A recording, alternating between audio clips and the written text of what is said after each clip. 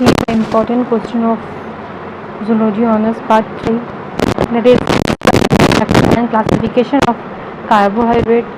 या फिर अगर ये क्वेश्चन हो, give an account of structure and classification of carbohydrate, मतलब है ना क्लासिफिकेशन बताना और स्ट्रक्चर बताना है कार्बोहाइड्रेट का। ओके, बात करते हैं।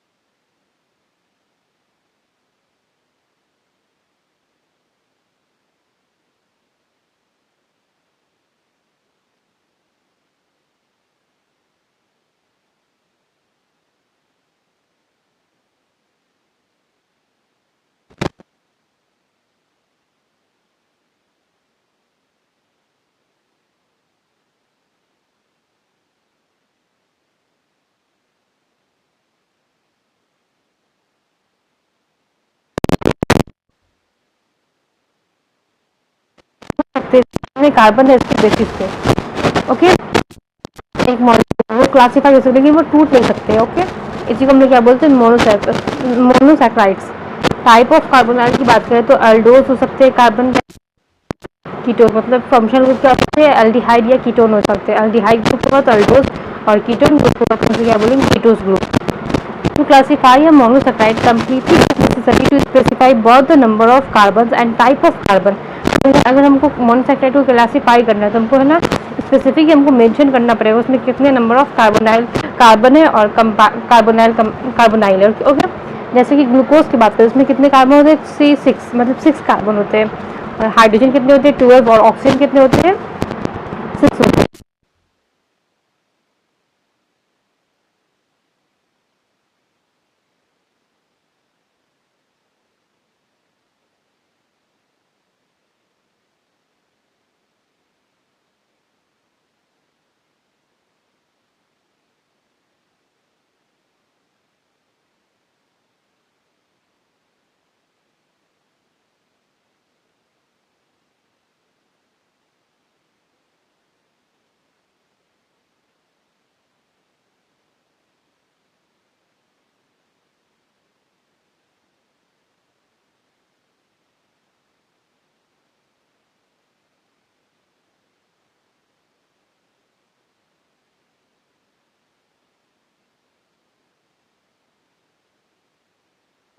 Hydrogen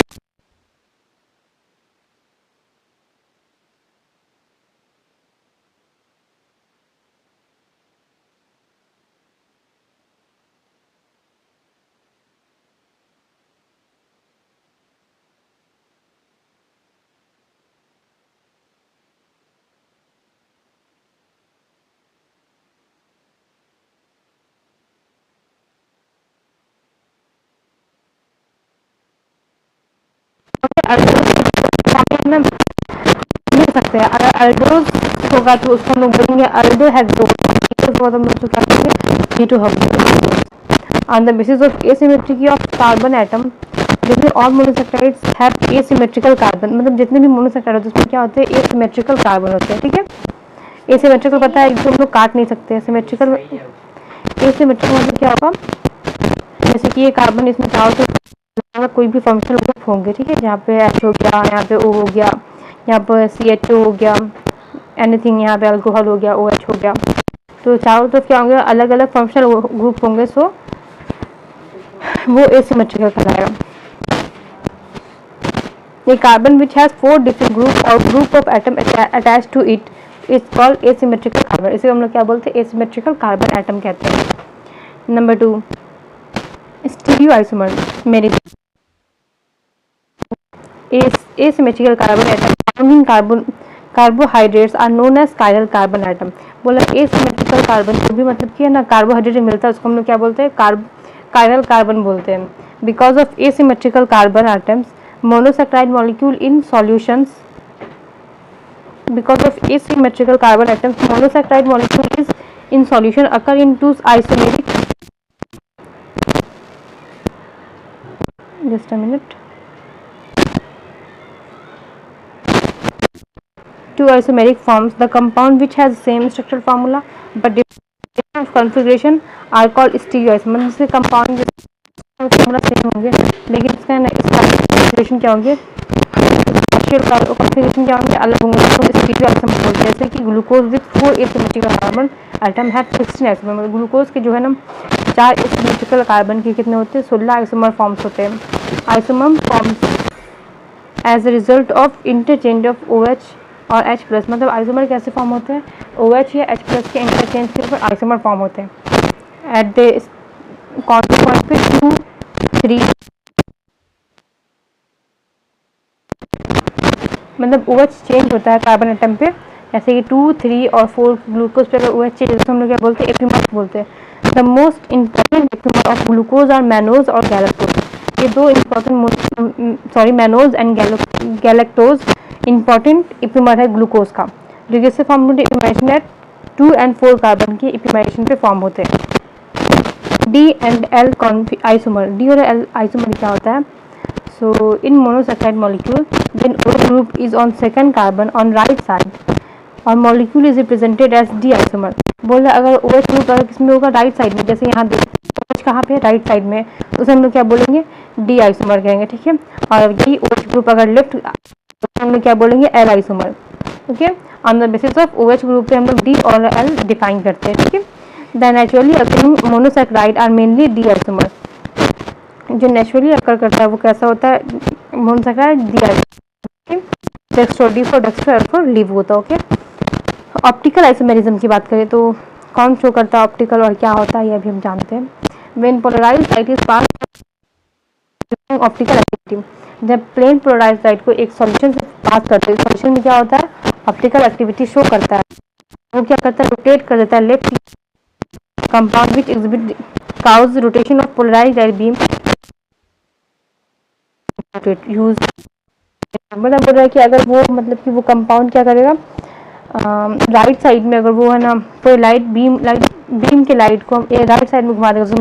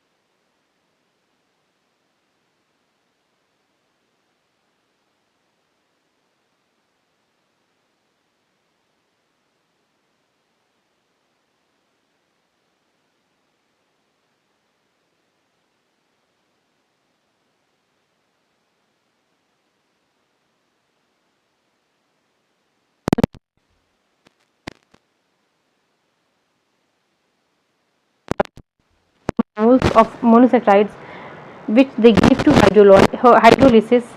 However, they are only rarely occur. बोलता है ट्रायोल्स और टेट्रासैकराइड भी होते हैं बट बहुत कम होते हैं, और वो भी मतलब कि मोनोसैकराइड और डाइसैकराइड में टूट सकते हैं, लेकिन है ना वो बहुत कम, मतलब बहुत रेयरली मिलते हैं। और उनको क्या पढ़ना है, पॉलीसैकराइड पढ़ना है। The term polysaccharide is usually reserve for the, polysaccharide किसके लिए होता है, हायर मॉलिक्यूल के लिए लिया गया, इसमें है ना वेट्स ज़्यादा हो, टेस्टलेस सब्सटेंस हो, और not sugar themselves they are capable of hydrolysis to simple sugar, मतलब ये कैपेबल होते हैं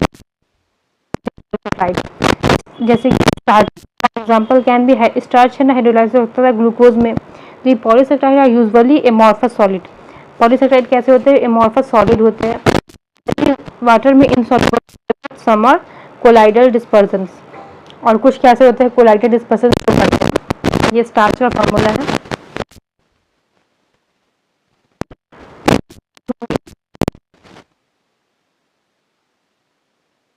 की बात करें तो इसका क्लासिफिकेशन नंबर